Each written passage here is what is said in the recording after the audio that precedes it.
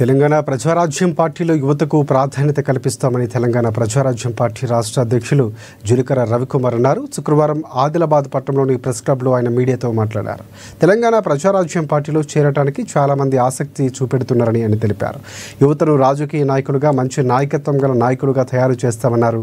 అత్యధికంగా యువత కలిగిన మన రాష్ట్రంలో చాలా మంది యువతలు విద్యకు తగినటువంటి ఉద్యోగాలు లేకుండా, సరైన ఉపాధి లేకుండా నష్టపోతున్నారని చెప్పారు. ఇలా జరగకుండా ఉండాలి అంటే యువత రాజకీయ రంగ ప్రవేశం చేయాలన్నారు. అక్టోబర్ 28న లాస్ట్ ఇయర్ పెట్టినాము. ఈ పార్టీ తెలంగాణ ప్రజలు లేదు.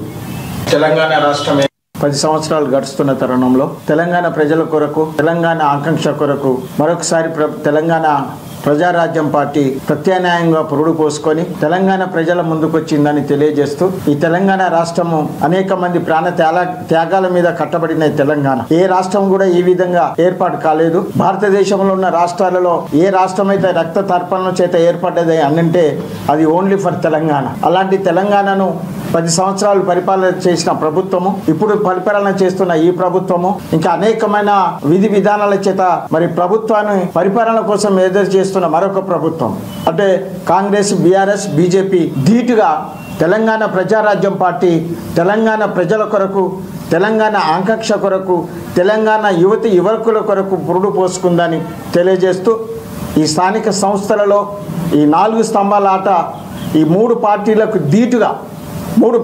ధీటుగా ఈ తెలంగాణ ప్రజారాజ్యం పార్టీ 565 జెడ్పీటీసీలలో పూర్తిగా మా స్థాయి కొట్టి పోటీ చేసి మేము సైతము పోటీకి సిద్ధంగా ఉన్నామని పార్టీలకు తెలియజేస్తూ, ఈ స్థానిక సంస్థలలో ఈ తెలంగాణ ప్రజారాజ్యం పార్టీ ముందుకు వెళుతున్నది.